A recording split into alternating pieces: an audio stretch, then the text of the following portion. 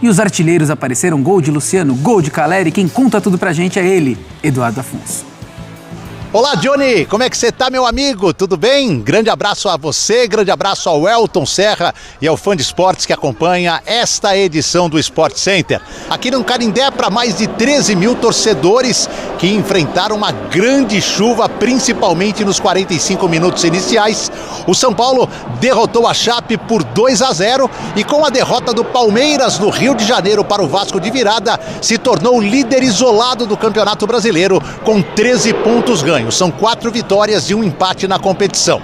O jogo no primeiro tempo, até pelo estado do gramado, foi muito disputado, com algumas boas chances para o São Paulo e com a Chape criando uma única chance numa defesaça do goleiro Rafael. No segundo tempo, logo no início, o Luciano aproveitou de cabeça um lançamento maravilhoso do Marcos Antônio e fez 1-0 São Paulo. Passaram-se 13 minutos e após uma jogada de Bobadilha, o artilheiro Caleri estava dentro da pequena área para bater na bola, conferir o seu 8º gol na temporada, o segundo do tricolor. Vitória importante para Roger Machado, que fez a sua estreia aqui no Canindé nesta partida e que manteve o São Paulo na liderança do Campeonato Brasileiro. Eu penso que sim, mas a gente... O Enzo Dias, que estava com desconforto no adutor, foi o grande desfalque, a grande baixa do São Paulo. Mas ele está fazendo tratamento médico e se der tudo certo, ele já pode jogar contra o Bragantino, domingo às 8h30 da noite em Bragança Paulista. O Alan Franco, que era o único pendurado e voltou de suspensão, não tomou o 3º cartão amarelo, ou seja, se o técnico do São Paulo, Roger Machado, quiser repetir a equipe no domingo, poderá colocar a mesma formação que atuou hoje, com esse reforço, o Enzo voltando do departamento médico. Já a Chape vai jogar em casa, pegando o Grêmio. Chapecoense, que vinha invicta no Campeonato Brasileiro e que com essa derrota fica numa posição intermediária na tabela de classificação. Conquistado. E agora para vocês, números do confronto onde só deu São Paulo. Elton Serra contra a Chape. Verdade, o Rafael fez uma boa defesa, mas o São Paulo dominou a partida com mais posse de bola, 61%, mais finalizações, 18-7, 7 finalizações certas para o São Paulo, apenas uma para a Chape, grandes chances, 4-1 também, ações na área rival, 25-13 e escanteios, 11-6. Elton Serra, sim, era primordial por conta da pressão vivida antes mesmo da estreia, que Roger Machado vencesse a Chapecoense.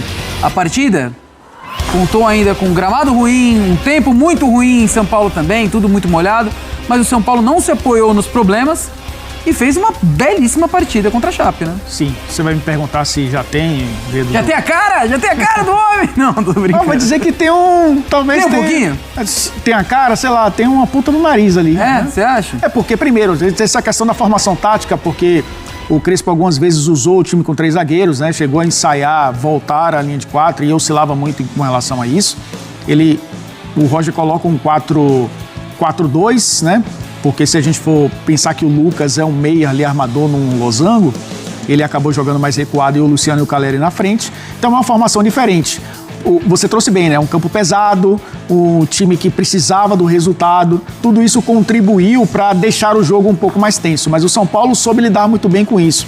Primeiro tempo de poucos espaços, o time da Chapecoense jogou com linha de 5, né? Jogando com 3 zagueiros, baixando os 2 laterais, fazendo esse tripé ali na frente da linha de 5, justamente para dificultar o jogo na zona onde a bola talvez corria um pouco mais.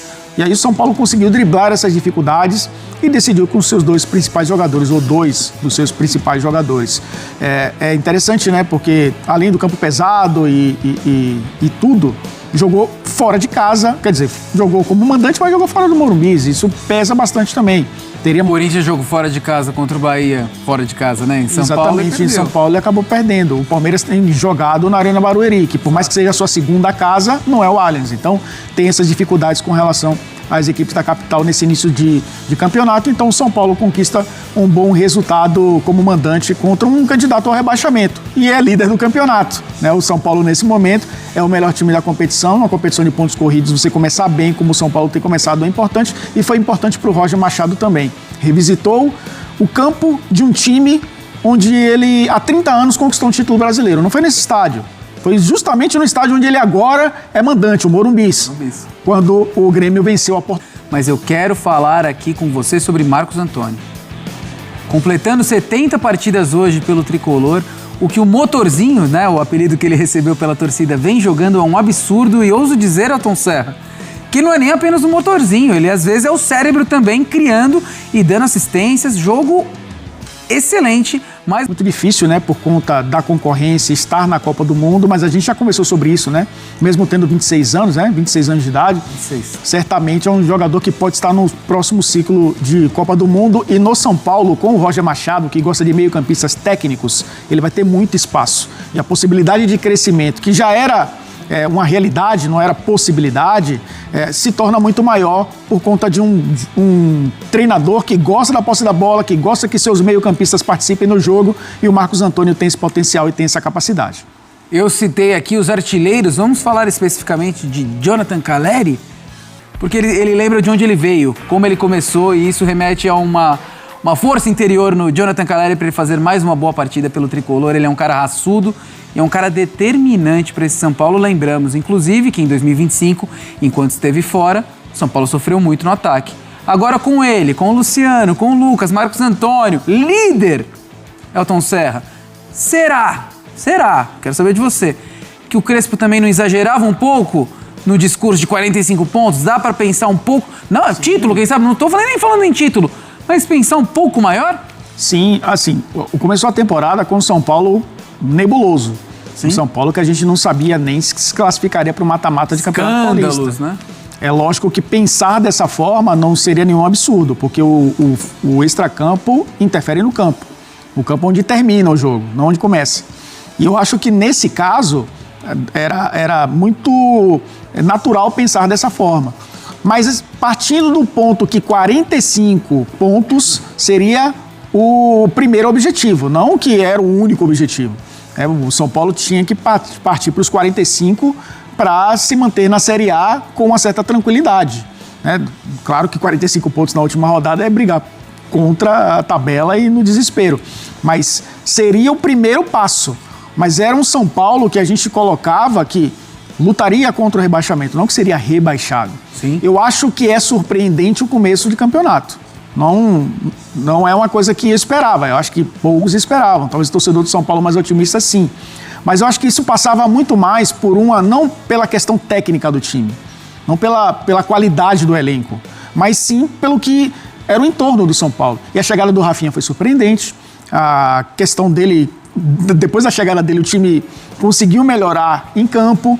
Aí vem essa questão do Crespo, repentinamente acaba sendo demitido. Isso cria uma desconfiança no torcedor, tanto que o torcedor disputou até agora um aproveitamento altíssimo para o time que hoje teve a estreia do Roger Machado como técnico, né? Campo muito molhado. São Paulo só não ganha. Mas a dúvida é como ia ser como esses jogadores e o jeito de jogar do São Paulo. Tem muito a conseguir entrar no jogo, né?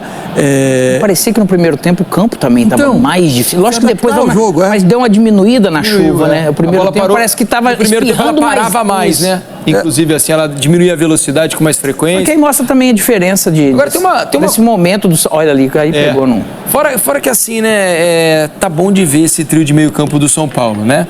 Se a gente pegar Danielzinho, Marcos Antônio, Bobadilha, eles têm sido o diferencial desse time até aqui. O Marcos Antônio em outra grande partida. Eles são jogadores capazes de fazer diferentes funções no meio. Então, ora tá o Danielzinho na primeira posição, na primeira função, o Marcos Antônio e Bobadilha mais à frente. Ora um dos outros dois vem buscar atrás, o Danielzinho passa, se apresenta. Então, é uma dinâmica de movimentação. E o Roger, eu acho que teve a sabedoria de não mexer muito nessa estrutura. Acho que gradativamente ele vai fazer o que ele entenda que precisa de intervenção.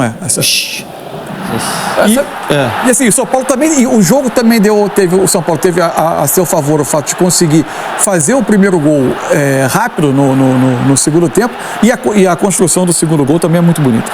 Agora, algo que chama a atenção também nesse São Paulo é a mudança do ambiente, assim, em termos de torcida, né? O quanto o time está agradando mais o torcedor tá mais paciente, mais confiante. O jogo com o Flamengo é uma virada.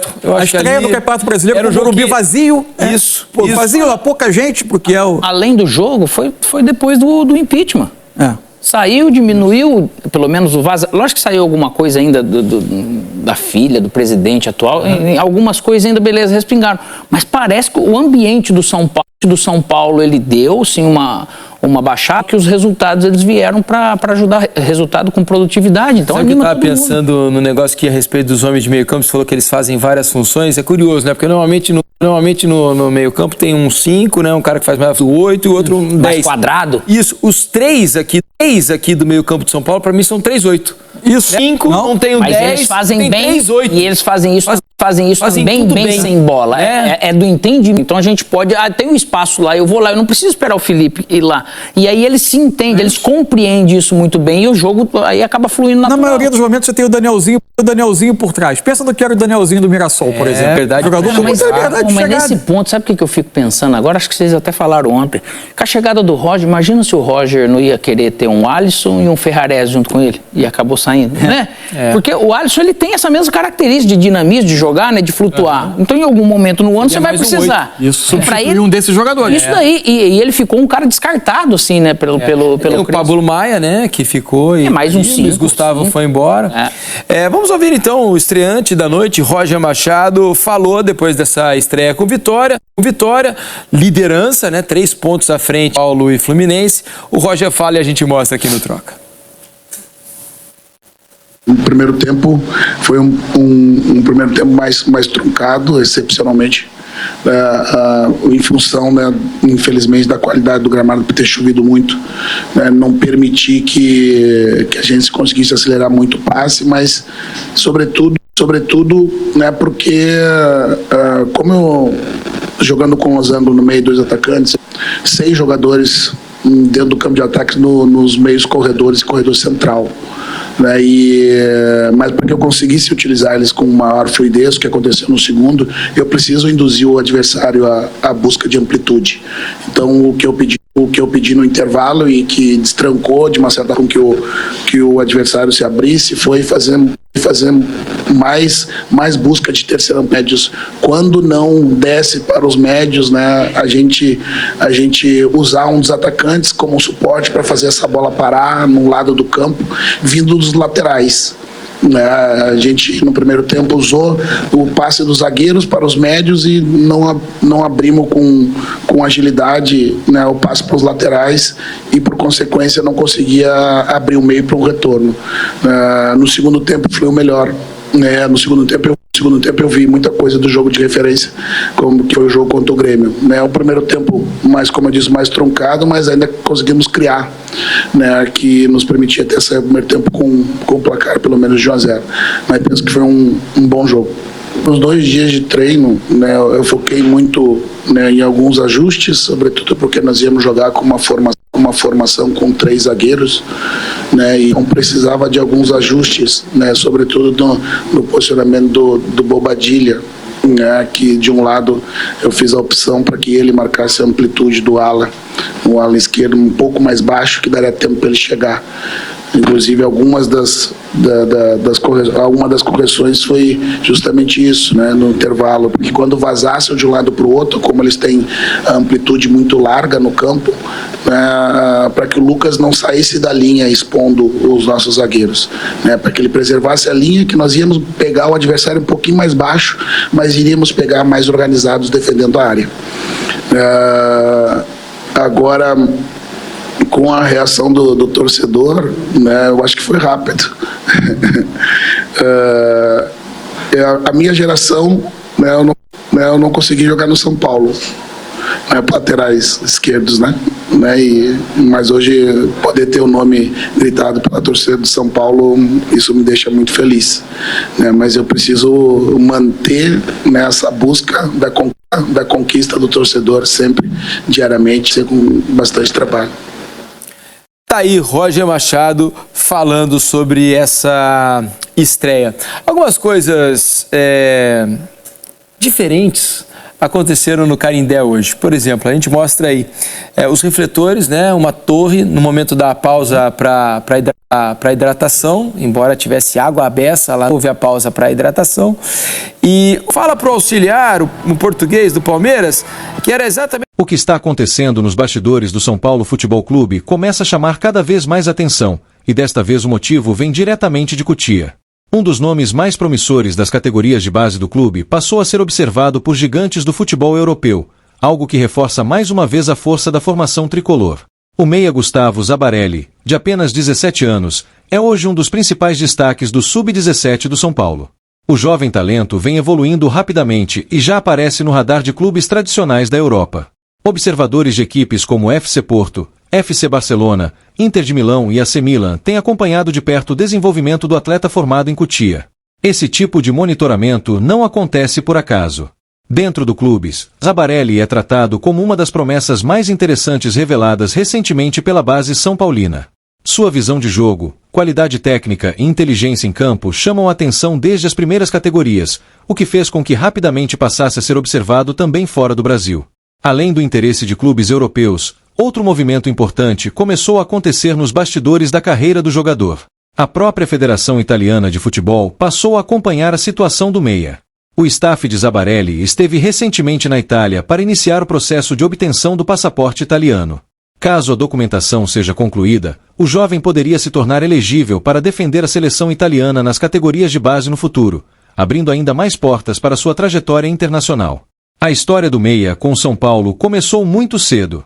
Nascido em 2009, Gustavo Zabarelli chegou ao clube em 2015, quando tinha apenas 6 anos. Seu início foi no futsal, etapa comum na formação de jogadores técnicos, antes da transição para o futebol de campo no Centro de Formação de Cotia. Com o passar dos anos, o meia se tornou presença constante nas equipes da base tricolor. Em 2024, atuando pelo Sub-15, disputou 18 partidas e marcou 5 gols, mostrando boa participação ofensiva. Já em 2025, defendendo o Sub-17, esteve em campo em 25 jogos e anotou um gol, mantendo regularidade dentro da equipe. Outro detalhe curioso da trajetória recente do jogador aconteceu em 2026.